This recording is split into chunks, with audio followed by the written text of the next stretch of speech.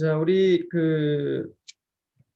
마태복음을 하고 있었어요. 마태복음 지금 21장까지 왔는데, 특히 이제 21장에서 우리가 잘 아는 이제 성전 청결 사건이 있었습니다.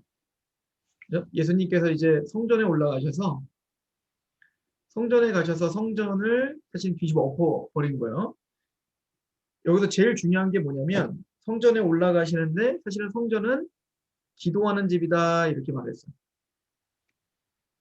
자, 기도하는 집이라는 건 뭐냐면 이제 솔로몬이 성전을 짓고 하나님께 기도하는 장면을 보면 뭐라고 하냐면, 우리가 만약에 범죄해서 죄를 범해서 우리가 어디에 있든지 그 성전을 향해서 또 그 성전에 들어가서 우리가 기도를 하면 하나님께서 들으시고 우리의 죄를 사하여 주세요 이렇게 말한다.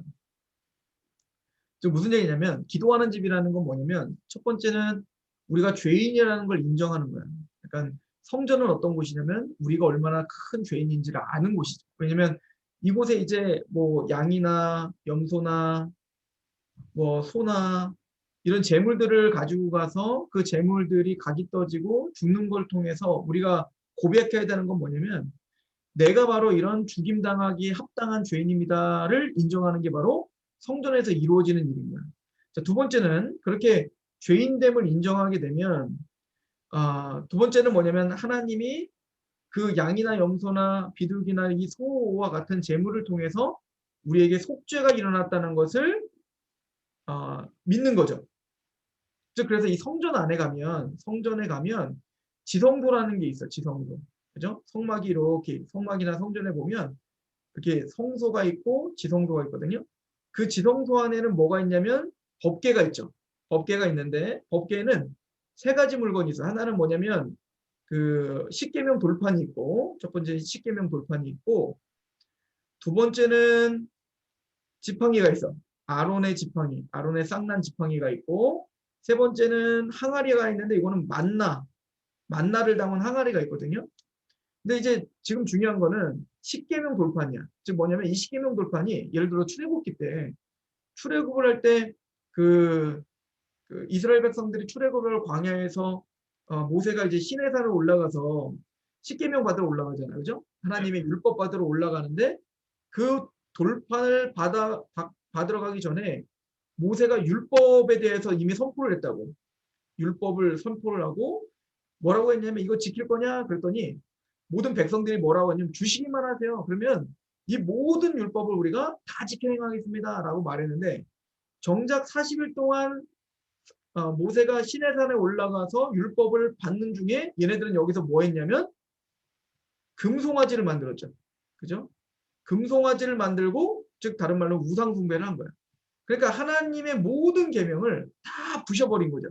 그러니까 모세가 내려와서 사실은 율법을 수여받기도 전에 지금 이렇게 죄를 범했기 때문에 모세가 너무 화가 나갖고 어떻게 했냐면 돌판을 집어 던졌어.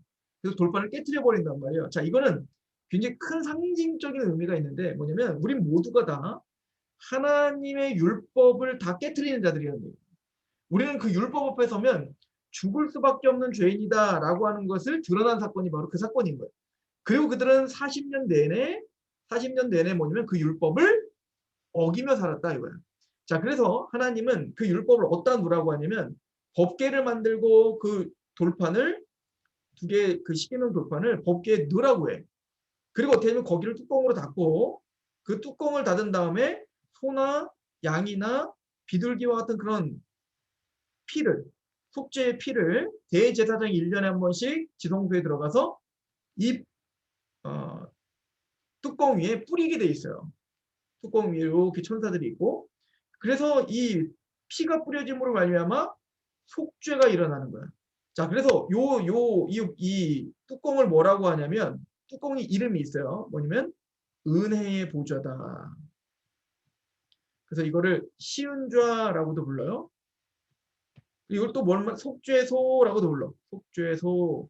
무슨 얘기냐면 우리를 대신하여 피가 뿌려짐으로 말미암아, 우리는 원래 율법 앞에 서면 다 죽을 수밖에 없는데 그런 우리에게 속죄의 피가 뿌려짐으로 인하여 우리는 하나님 앞에 설 수 있게 하는 거. 그래서 하나님의 은혜 아래 담대하게 갈 수 있습니다. 라고 해서 이걸 은혜의 보좌라고 이야기를 하는 거예요.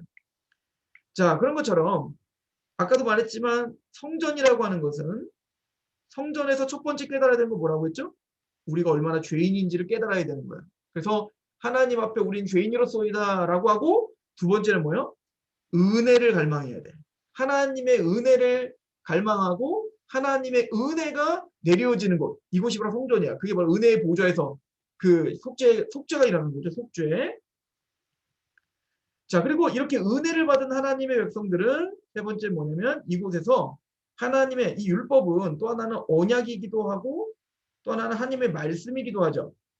즉 이곳에 뭐요? 하나님의 말씀이 선포되는 거야. 그래서 하나님 말씀이 선포된다는 건 뭐냐면 하나님이 다스리는 거지. 하나님의 통치, 하나님의 말씀이 선포되고 그 은혜를 아는 하나님의 백성들은 그 말씀에 순종하는 거. 이거야. 그러니까 사실은 기도하는 집이라고 말할 때에 그 기도하는 집이란 건 단순히 내 소원을 위해서 하나님께 기도를 열심히 했더니 내 소원 성취가 되는 기도를 말하는 게 아니라 기본적으로 거기서 말하고 있는 기도하는 집이라는 건 뭐냐면 그 은혜 아래서 우리의 죄를 고백하고 그 죄 사함을 받고 하나님의 통치와 하나님과 관계가 회복되는 것. 이게 바로 기도하는 집, 성전의 의미인 거야. 자, 그런데 문제가 뭐냐면 우리 지난주에 우리가 했던 것처럼 지금 예수님께서 뒤집어 엎은 거 뭐냐 거기 가면 이제 원래 성전에 가면 여러분들 저랑 이제 성막을 이제 나는 성경 공부를 했으니까 좀 아실 거 아니에요, 그죠?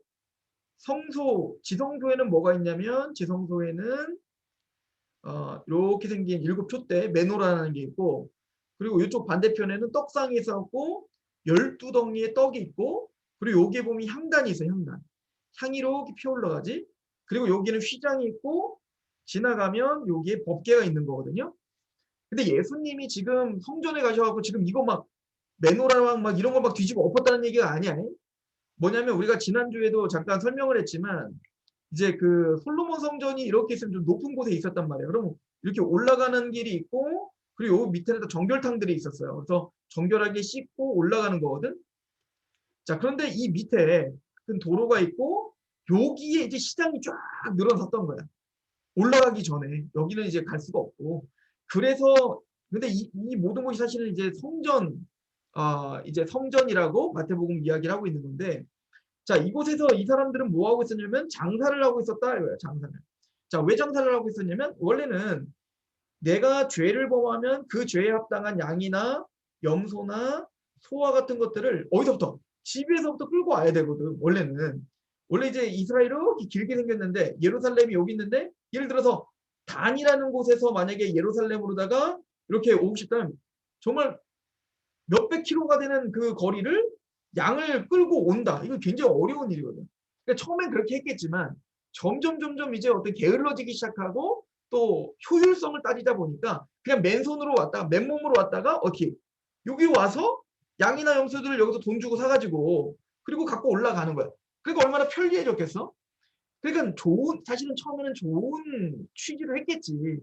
양을 미처 막 갖고 오지 못한 사람들에게 속죄 제공을 해주기 위해서 어쨌든 그에 합당한 재물을 받고 양을 준 거. 이게 굉장히 처음엔 그렇게 시작했겠지만 하다 보면 어떻게 될까? 여기서 이제 그 장사가 막대한 자본에 사실은 자본을 모을 수 있는 중요한 이제 그 수입원이 되는 거야. 그러니까 이 수입원들은 누가 장악하고 있어요? 당연히 그 당시에 제사장이랄지 뭐 랍비랄지 그 당시에 이제 그 고위 관직들 또 지도자들 이 사람들의 어떤 이득을 창출해내는 도구로 이 성전을 이용해 먹고 있었던 거죠. 그거에 대하여 예수님은 다 뒤집어 엎어버린 거예요. 그러니까 원래 성전이라는 곳이 어떤 곳이었다고? 첫 번째 제일 중요한 건 뭐냐면 우리가 얼마나 죄인인가를 인정하는 거거든. 근데 그들이 성전에 와서 내가 죄인인 것을 인정하고 하나님의 은혜를 간구하고 그리고 하나님과 관계가 회복되어 하나님의 말씀에 통치를 받는 곳이 성전인데 그곳에서 그들은 뭐 하고 있는 거야? 이런 죄됨을 인정하는 것을 안 하니까 당연히 밑에 것들은 싹 다 잊어버렸겠죠. 그러니까 이들은 뭐 하냐면 성전을 이용하여 자신의 유익을 극대화하는 데만 지금 현황이 되는 거예요. 굉장히 상징적인 의미인 거예요. 그러니까 이 사람들의 신앙이라고 하는 것은 성전신앙이라고 하는 것은 그곳에서 내가 얼마나 죄인인지를 인식하고 주님의 은혜를 갈망하고 그래서 주님의 은혜 가운데 구속함을 경험하고 또 죄사함을 경험한 자들이 그 하나님의 통치에 너무 감격하여 그 말씀 앞에 기쁨으로 순종하는 것은 전혀 없고 그들은 이곳에서 뭐야? 자신의 탐욕과 욕심만을 채우는 도구로서 부적과 같이 뭘 사용하고 있는 거예요. 성전을 이용해 먹고 있는 거예요. 이것이 지금 예수님이 이 성전에 대하여 지금 책망하고 있는 거거든요.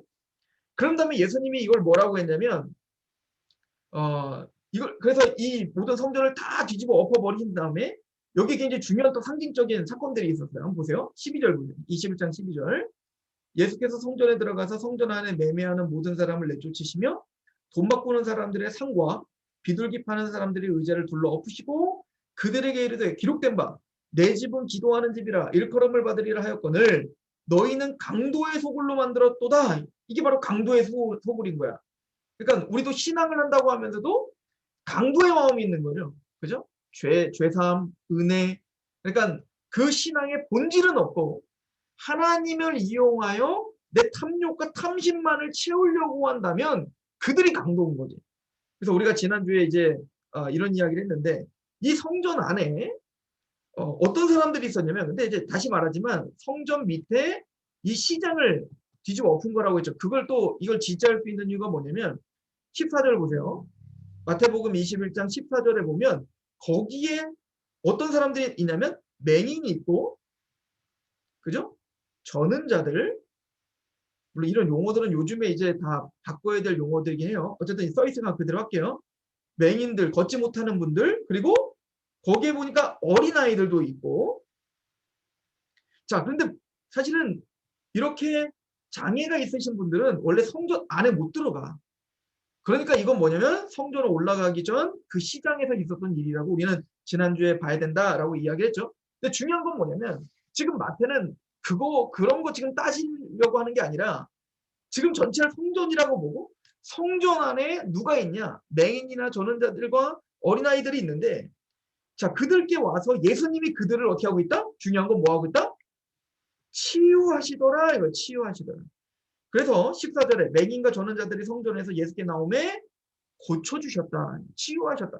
자 그런데 우리가 마태복음 1장부터 20장까지 달려오면서 특히 마태복음 8장에 우리 이제 신입생들도 있으니까 다시 조금만 설명하면 마태복음 8장과 9장에 보면 예수님께서 치유하시는 장면이 나오는데 그 치유를 통해서 하나님이 보여주시고자 하는 메시지는 뭐냐면 예를 들어 8장에 보면은 나병 환자를 치유하는 장면이 있고 그리고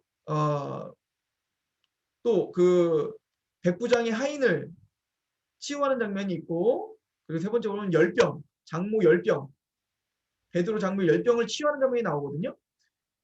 그리고 이 모든 치유를 끝내놓고 8장이 뭐라고 하냐면 이 모든 것들이 이사야서에 예언한 것이 이루어져란 말이 이거다라고 말하면서 얘기한 게 뭐 이사야서 53장에 보면 그가 채찍에 맞음으로 나음을 입었다라고 말할 때 그 나음을 입었다는 것이 성취됐다 이렇게 말하는 거야. 지금 무슨 얘기냐면 이사야서는 이스라엘이 지금 머리부터 발끝까지 다 성한데가 없을 만큼 병들었다 이것을 말한단 말이야. 근데 그 병이라는 건 뭐예요? 비유죠.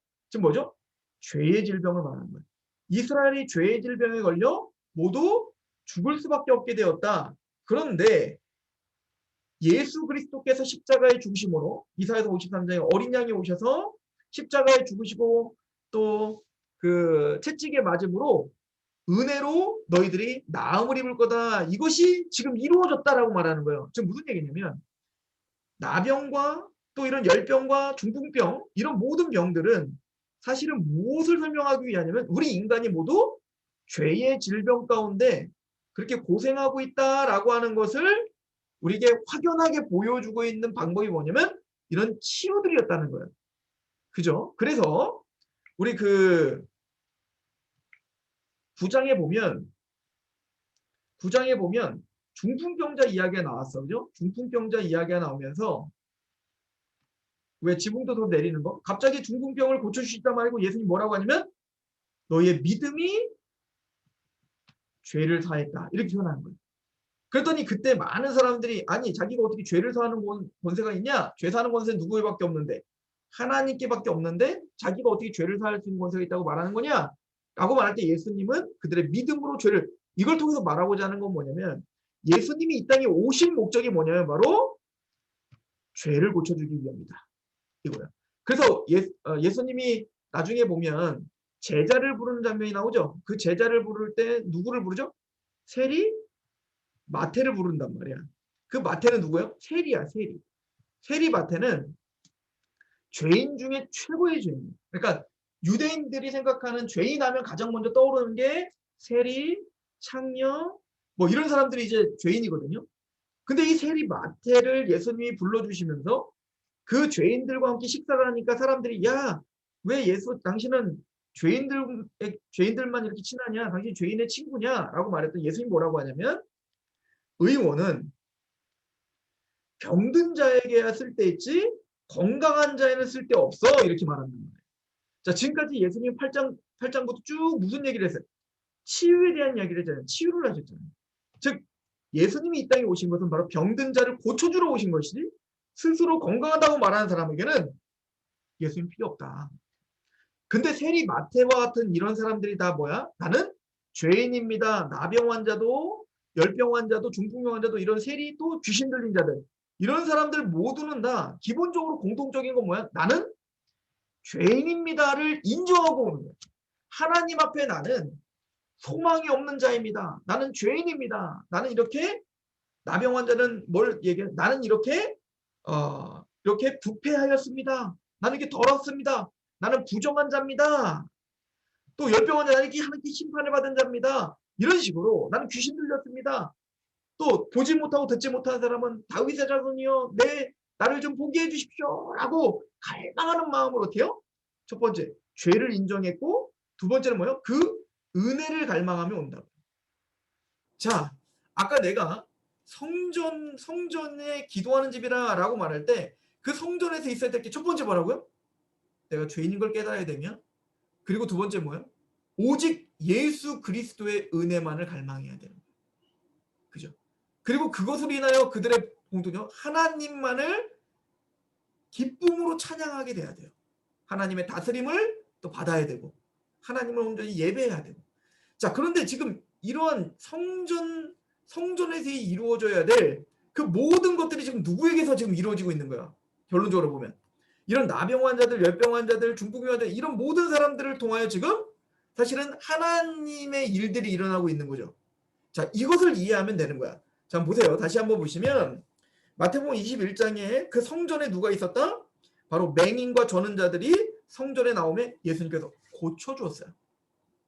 자, 그리고는 또 누구와 이제 대조를 시키냐면 자, 이쪽에는 맹인과 저는 자들이 있는데 이쪽엔 또 누가 나오냐면 자, 우리 다시 21장 14절 맹인과 저는 자들이 성전에서 예수께 나오면 고쳐주시니 15절에 보니까 대제사장과 서기관과 그죠? 서기관들이 예수께 하시는 이상한 일과 또 성전에서 소리를 질러 호산나 다윗의 자손이여 하는 누구도 있어? 어린아이들이 있어. 어린아이들이 막 예수님을 찬양하고 있다고? 그랬더니 이 대제사장과 서기관들이 어떻게 하냐면 그 예수님께 막 뭐라고 하지? 얘네들 조용히 시켜주세요. 지금 뭐도 지금 화가 났냐면 지금 성전을 뒤집어 엎은 것도 화가 났지? 게다가 맹인이나 저는 자들은 얘네들이 보기엔 부정한 자들이거든. 근데 그들을 고쳐주는 것도 게다가 이들이 성전에 나와 있는 것도 싫고 이들이 고침받는 것도 싫어. 어느 정도로 싫었냐면 예전에 예수님이 안식일날 손이 말라갖고 평생을 손 장애를 갖고 사셨던 분을 예수님이 고쳐줬단 말이에요. 그랬더니 그 당시에 바리새인들이 뭐라고 해서 왜 당신은 안식일날 고쳐주냐고 뭐라고 했잖아. 지금 뭐가 중요한 거야 정말. 안식이라는 게 뭐야. 그럼 죄가 있고 또 하나님께 평강을 누리지 못하는 자를 죄를 해결해주고 그 불편함을 해결해주고 참된 하나님의 말씀대로 회복해주는 게 진짜 안식인데 그들은 진짜 안식의 의미를 이해하지 못하고 어떻게 했어? 단순히 안식일날 뭐 밀가루를 먹었네 내가 뭘 일을 했네 안 했냐 그런 자기의 종교적인 어떤 것에만 국한돼요. 진짜 안식의 의미를 잃어버린 것처럼 지금 어린아이들이나 맹인이나 저는 자들이 성전에 사실 누가 제일 필요한 거야 성전은. 이런 사람들이잖아. 이런 사람들이 와서 원래는 내가 이런 죄인입니다. 나를 좀 도와주십시오. 간절한 마음으로 죄사함을 위한 양이나 염소의 피를 해서 이 죄를 사해달라고 와야 될 분들이 이분들이야. 제일 중요한 분들이 이 사람들이란 말이야. 그런데 이들이 온 것도 싫고 예수님 뒤집어 엎은 것도 싫어. 그리고 이 대제사장과 서기관들이 이제 예수님 뭐라고 해? 얘네들 이 어린아이의 찬양을 좀 조용히 시켜라. 너 때문에 시끄럽다 이거야. 자, 그때 예수님이 굉장히 중요한 얘기를 하죠. 자, 16절 보세요. 예수께서 말하되 그들이 하는 말을 듣느냐? 예수께서 이르시되 그렇다. 어린아기와 젖먹이들의 입에서 나오는 찬미를 온전하게 하셨나이다. 함을 너희가 읽어본 일이 없냐? 이렇게 말하죠. 자, 보세요. 이제부터 오늘 중요한 주제가 나오는데 이 어린아이는 뭐예요? 상징적 의미가 있어요. 우리가 지금까지 이제 마태복음 20장까지 저랑 쭉 해오신 분들을 알지겠지만 나병 환자, 맹인, 듣지 못하는 사람, 또 저는 사람, 또 귀신 들린 사람, 이런 모든 사람들이 사실 누구냐면 어린아이. 자, 어린아이는 뭘 이야기한다? 순진함을 말하는 게 아니라 뭘 얘기하는 거죠?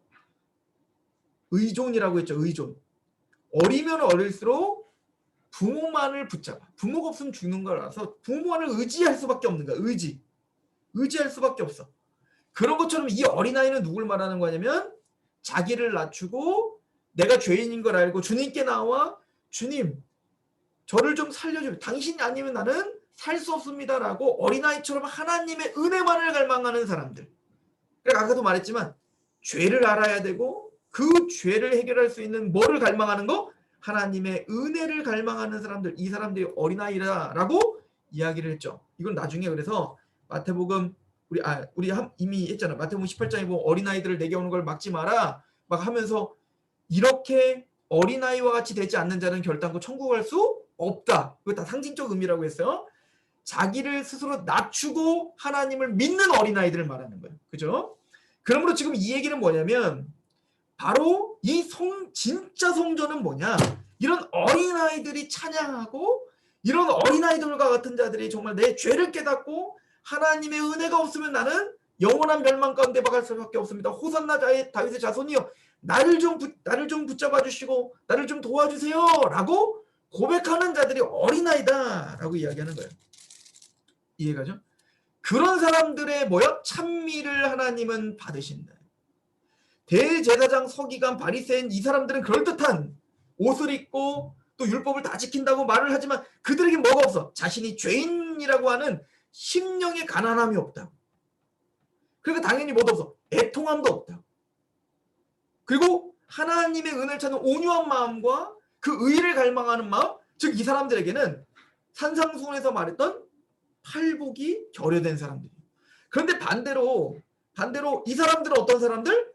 심령이 가난하고 애통하는 마음이 있고 의에 줄이고 목이 마르고 그죠? 이 사람들은 뭐냐면 바로 하나님의 은혜만을 갈망. 누가 진짜 성전이냐 이거예요. 이해가요? 누가 진짜 예배자냐? 무엇이 진짜 신앙이냐? 교회가 의리의리하다고 진짜 신앙인가? 우리가 그럴듯한 감동적인 어떤 음악이 있다고 교회인가? 아니라는 거예요. 진짜 하나님이 받으시는 예배는 어떤 예배다? 바로 이렇게 어린아이들이 찬미하는 예배를 받으신다 이거야. 자, 그러면 심령이 가난한 자, 즉 하나님의 나라. 우리 마태복음의 주제가 뭐라고 했죠? 자, 아는 사람들은 마음으로 다 대답하고 있죠? 하나님 나라다. 그죠?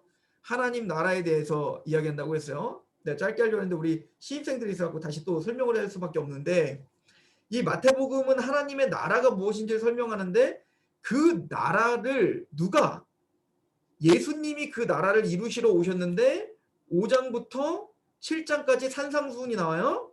이 산상수훈에서 제일 먼저 하는 게 뭐예요? 5장에 팔복을 통하여 그 나라는 어디에 있다? 우리 마음에 임한다. 우리 마음에 먼저 임하는 게 하나님 나라는 우리 마음에 임한다 이거예요. 그죠? 그래서 우리 마음에 하나님 나라가 임하는데 그 나라가 임한 사람의 특징이 뭐냐? 열매가 있어요. 열매. 하나님 나라가 임한 사람의 열매가 뭐냐면 바로 팔복이야. 이해가세요?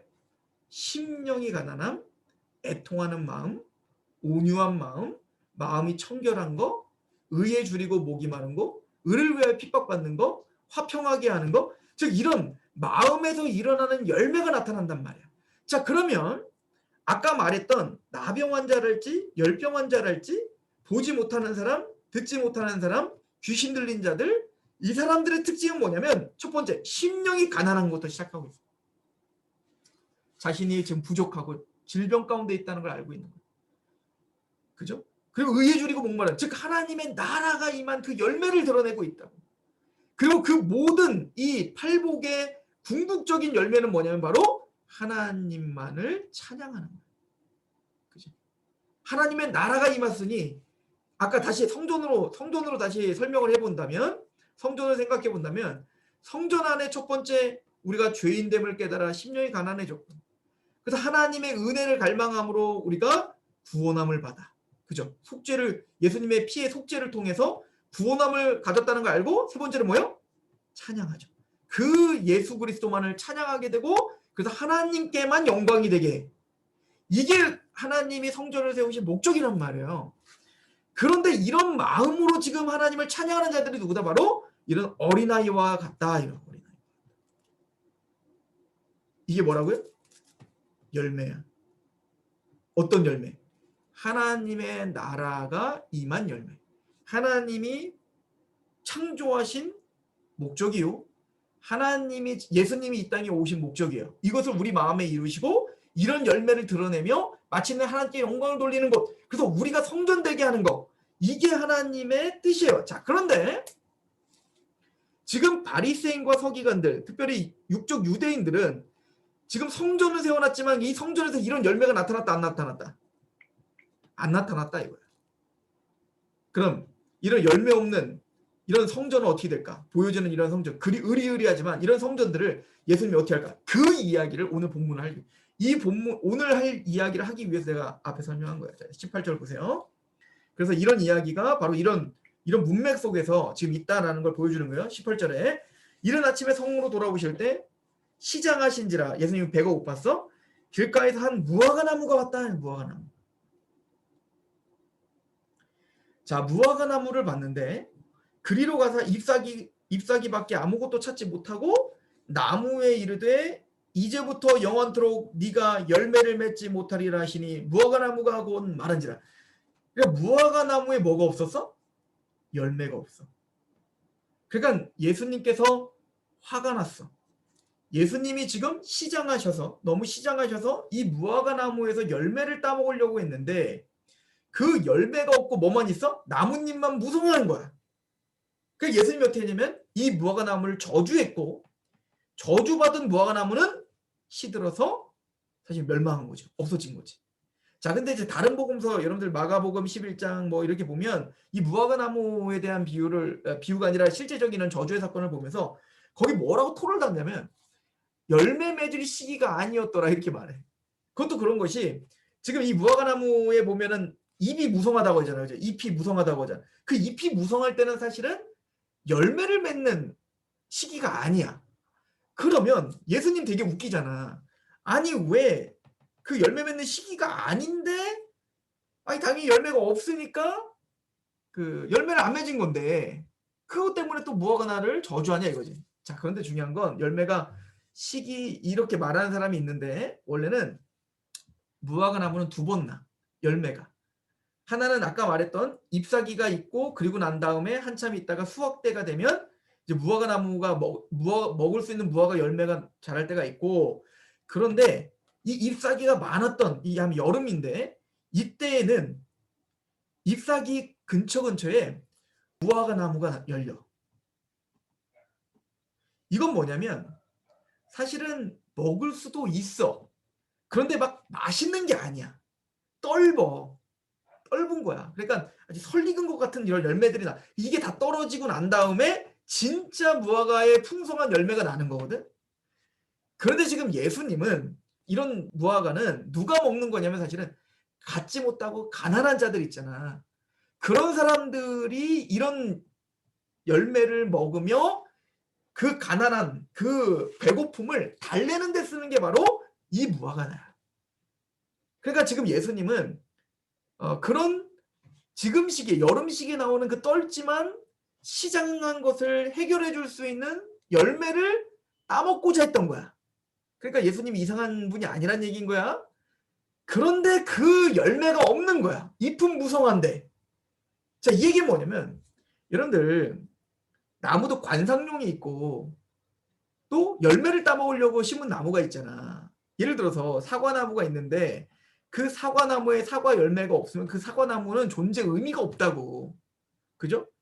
단풍나무처럼 그냥 보여지기 좋으라고 심은 게 아니야. 무화과나무도 뭐냐면 열매가 없는 무화과 나무는 사실은 존재의 가치가 없는 거란 말이야. 그런데 원래 무화과 나무를 심은 목적은 열매를 통하여 많은 사람에게 배불리 먹여줘야 되는데 잎은 무성해. 근데 정작 뭐는 없는 거야? 가난한 자들이 따먹을 수 있는 뭐가 없어? 열매가 없는 거야. 꼭 이 모습이 누구와 같냐면 유대인들과 같은 거야. 성전과 같다고. 유대인들이 지금 이 성전, 지금 청결 사건과 지금 연결되어 있는 거잖아요. 다시 말씀드리면 잘 생각해 보자고. 성전의 진짜 존재 목적이 뭐냐고. 이곳에서 나타내던 열매가 도대체 뭐냐고. 가난한 자들이 와서 아까 말했던 어린아이와 같이 가난한 자들, 내가 죄인입니다. 나는 죄의 질병에 걸렸습니다. 라고 하는 사람들이 와서 그들이 그곳에서 꼭 무화과 나무 열매를 그 설인 거지만 그거를 따먹음으로 말미암아 만족함을 느낄 수 있는 것처럼 그 배고픔을 달랠 수 있는 것처럼 원래 성전의 존재 목적이 뭐냐면 그런 영적인 가난한 심령이 가난한 자들이 와서 그곳에 가서 죄사함을 받고 은혜를 받고 그리고 거기서 뭐냐면 그 풍성한 은혜의 열매를 갖고 가난한 자들이 이제 배불리 되면 그것을 가지고 뭐를 언제까지 인내할 수 있는 거야. 풍성한 진짜 달콤한 무화과 나무가 날 거거든. 언젠가 시기가 오면 그때까지 버티게 하고 인내하게 하는 어떤 힘이 여기 있단 말이야. 무슨 얘기인지 이해가요?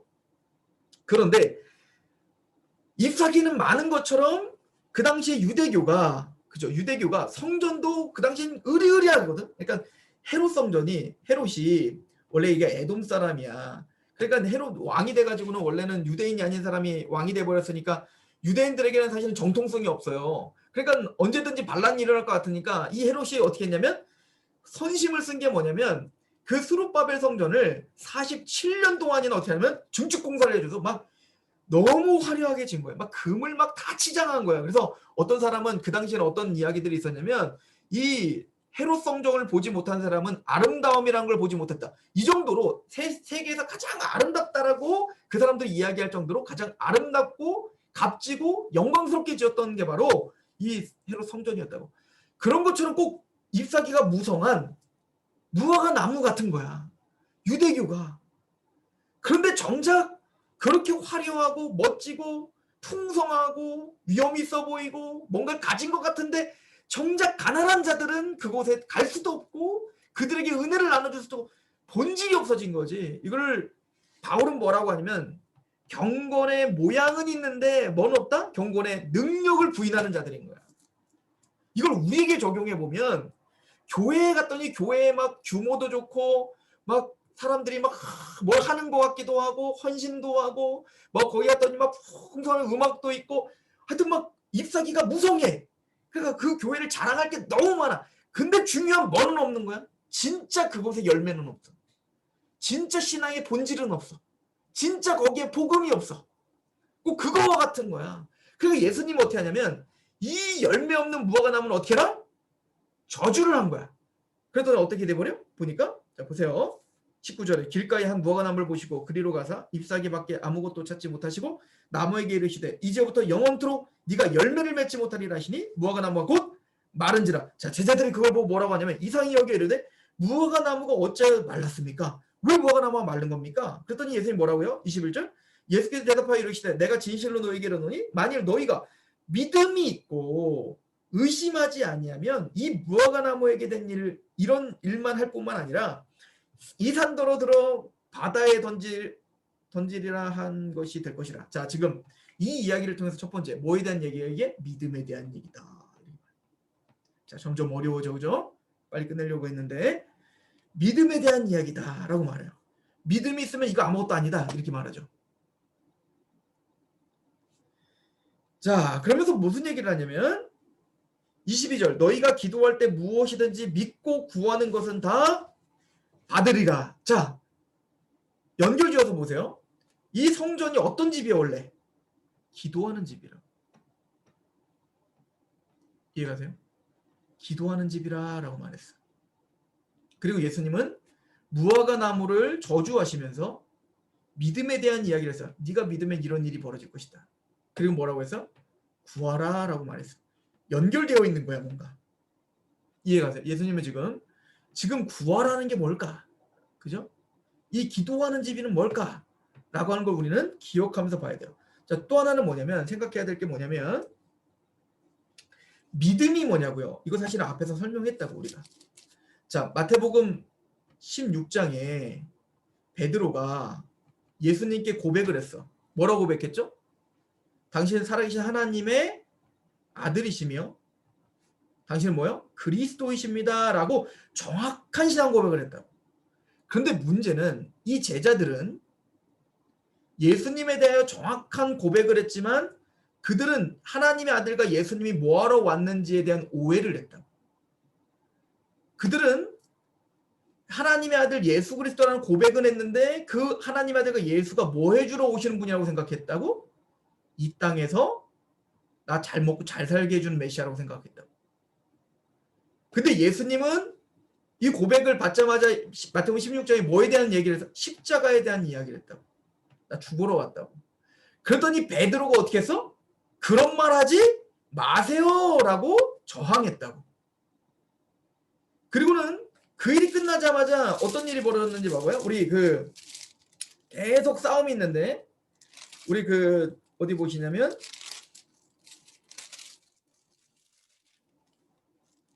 자, 18장에 보니까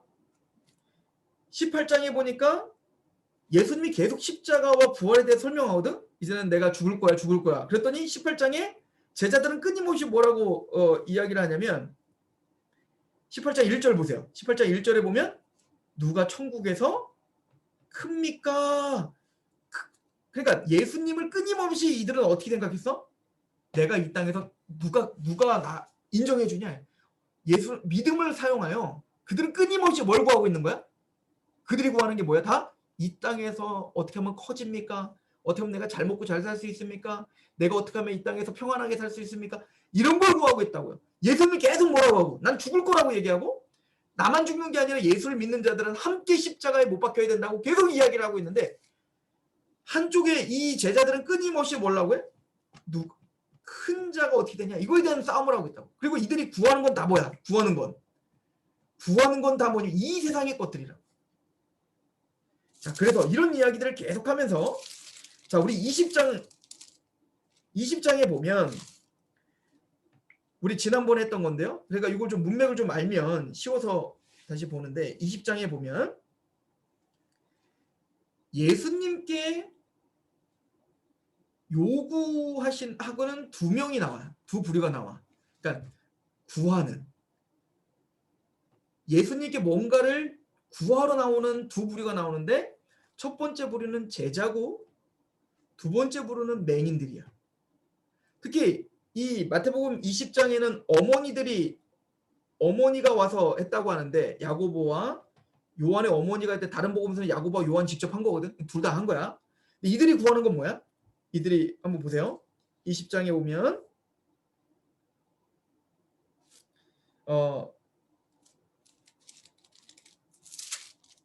잠시만.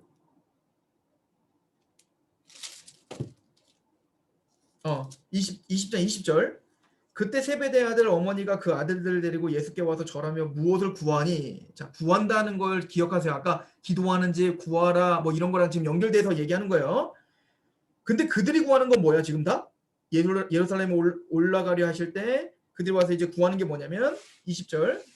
세베대의 아들 어머니와 그 아들들을 데리고 예수께 와서 절하며 이 세베대의 아들은 누구냐면 요한과 야고보예요. 21절. 예수께서 이르되 무엇을 원하니? 라고 물어본다. 너 뭘 원하니? 넌 도대체 구하는 게 뭐니? 라고 물어본다고. 그랬더니 그들이 뭘 구한대요? 21절. 무엇을 원하냐 이르되 나의 두 아들이 주의 나라에서 하나는 주의 우편에 하나는 좌편에. 큰 자가 되게 해주세요 이거야.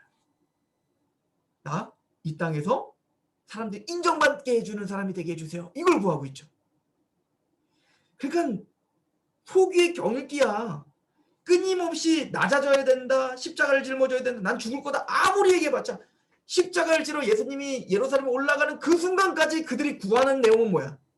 나 큰 자가 되게 해주세요. 예수님을 이용하여 뭘 어쨌든 이 땅에서의 뭔가를 이루려고 하는 것을 구한다고. 그거에 반대로 똑같이 넌 뭘 원하니? 라고 원하는 걸 한마디로 또 하는 사람이 있어. 그 뭐죠? 우리 20장에 있죠. 우리 29절 보세요. 그들이 여리고로 떠나갈 때 큰 무리가 예수께 따르더라. 맹인 두 사람이, 맹인이 있는데, 이 맹인 두 사람이 있는데 길가에 앉았던 예수께 지나가신다음을 듣고 소리질러 이르되 주여 우리를 불쌍히 여기소서. 그리고 뭐라고 해? 다윗의 자손이요 이러죠. 당신은 메시아입니다. 다윗의 자손입니다. 그리고는 예수님이 똑같이 물어봐. 이 제자들에게 물어본 것처럼 똑같이 물어봐. 32절. 예수께서 물러서서 그들에게 불러 이르시되 너희는 무엇을 하여 주길 원하냐? 너 뭐 원하니? 라고 했더니 얘네들이 구하는 건 뭐야? 눈을 뜨길 원합니다. 그리고 성전 사건이 있는 거야. 그러니까 성전에서 기도하는 집이라 라고 할 때 하나님께 사실은 뭘 구하는 거야 원래? 눈을 뜨기 원합니다를 원해야 된다.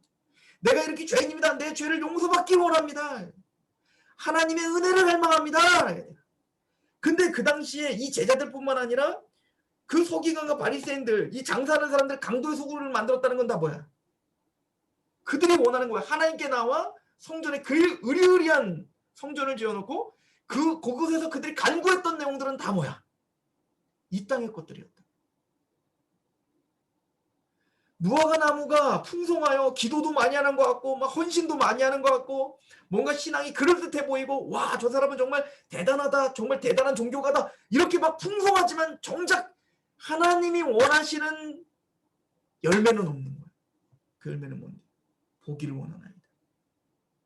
심령에 가난함은 없어. 거기에. 하나님을 찾는 애통함은 없는 거야. 하나님은 그 성전 부셔버리겠다. 그 무화과 나무 잎이 마르게 된 것처럼 이 성전 다 부셔버리겠다. 그리고 그래서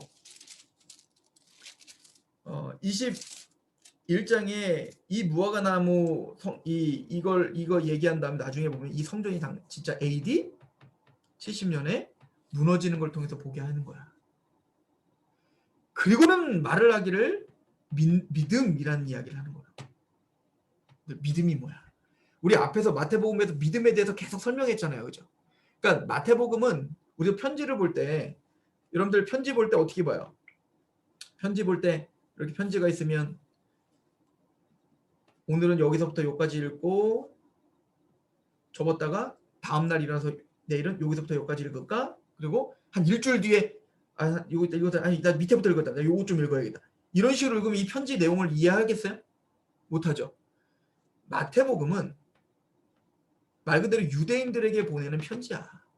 유대인들에게 예수님이 누군지를 설명하기 위한 하나의 긴 스토리가 있는 편지라고. 그러므로 마태복음은 다 뭐가 있어요?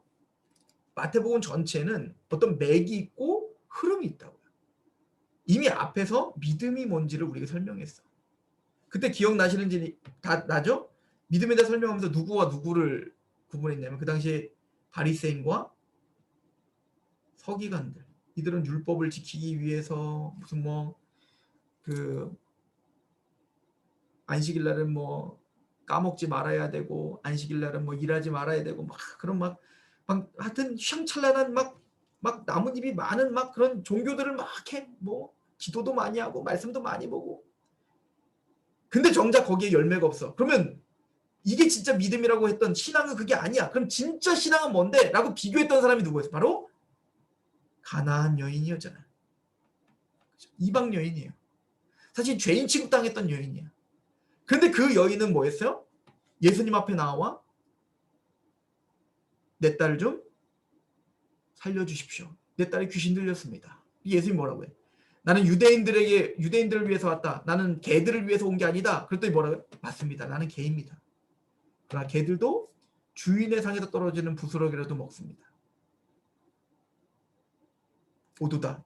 이 여인의 믿음이 크도다. 이게 믿음이라고. 이해가세요? 그러니까 지금 무화과나무를 시들게 하고 믿음에 대한 이야기와 구하라 이런 이야기들은 다 지금 이러한 마태복음의 전체적인 흐름 가운데 지금 다 하시는 얘기인 거예요. 즉 쉽게 말하면 1차적으로는 지금 무화과나무님이 말한 것은 첫 번째는 뭐냐면 보여지는 성전이 무너질 것에 대한 예언인 거예요. 이제는 보여지는 성전은 끝났다. 진짜 성전이 있다. 진짜 성전. 그 진짜 성전은 뭐다? 요한복음 2장에 보면 예수님 뭐라고 하냐면 예수님의 육체가 바로 성전이다. 이 성전 무너뜨려라.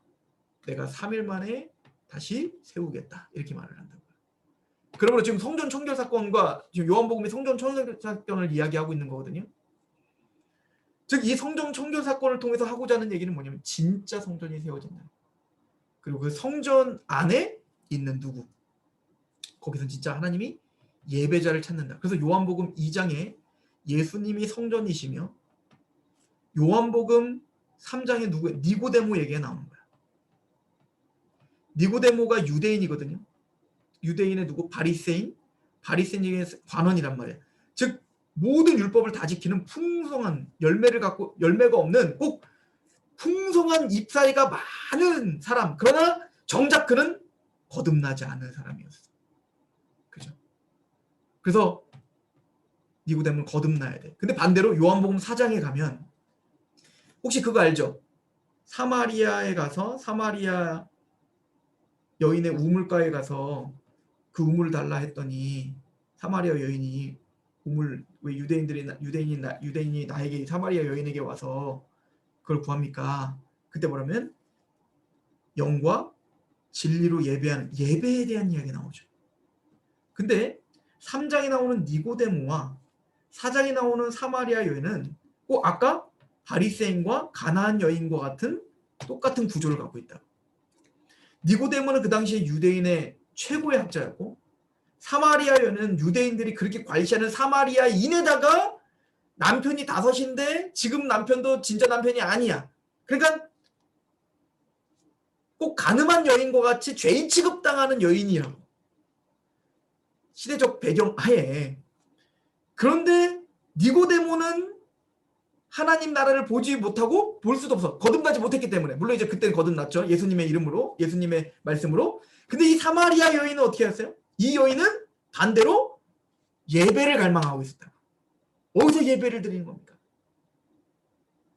이런 사람들이 뭐예요? 진짜 성전이야. 하나님이 그들에게 성전을 세우신 거예요.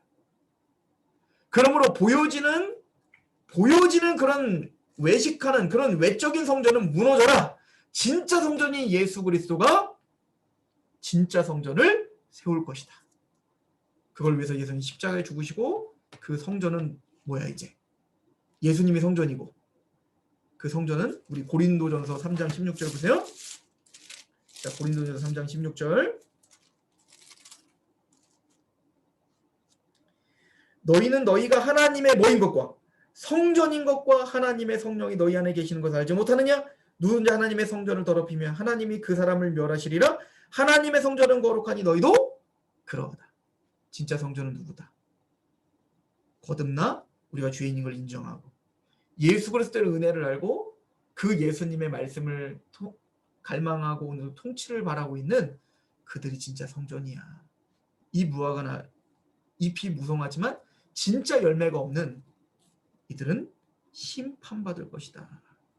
이거는 단순히 1차적으로는 유대인과 보여지는 성전의 심판일 뿐만 아니라 오고 오는 모든 세계에 즉 이 열매가 없는 자들이 당할 심판도 우리가 함께 보여주고 있는 거예요. 그래서 이 이야기는 나중에 마태복음 24장의 마지막 종말에 대한 예언으로 이어지는 중요한 얘기다. 저와 여러분들 안에 성전이 세워져 있는 거야. 그리고 하나님이 어린아이들의 찬양을 받으신다고 했는데 우리 안에 진짜 그 어린아이와 같은 찬양이 지금 있는가? 이것을 우리가 고민해 봐야 된다.